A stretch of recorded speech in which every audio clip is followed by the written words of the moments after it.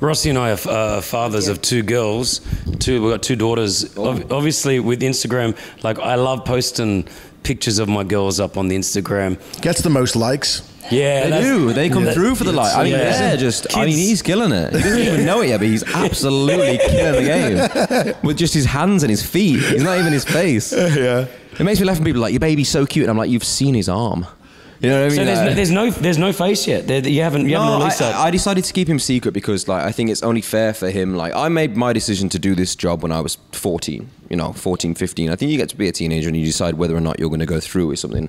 I want him to have that decision. If I take that ability away from him now, he'll never get it back. It's cool. Through the law. So it's like, I have to give him, his space with that. I mean, it's going to be fairly obvious for him at school when his name's Payne and people will know who he is. Yeah. There is that. But at the same point, it's like, if I can keep him out of the media for as long as possible and let him enjoy himself. It's like we were talking today about how you introduce it to like when you get like loads of paps at one place and the flashes are going off. Like, I've got to make that the most fun for him possible so that he never feels nervous. Because, I went through a stage where I hated all that stuff and I was like, I need gone with it, whatever. But then you have to make it work for you. And I've got to pass that on to him so it's okay. Like with all the stories that come out and whatever, I was like, for me, I laugh at all that stuff. I think it's hilarious. Did you see them? Do you see like this? Well, no, I don't. Some of them are hot. Like some of them are just, you think to yourself, who even released that sort of stuff? Yeah, I know. How bored are you? But like for me, it's like these sources.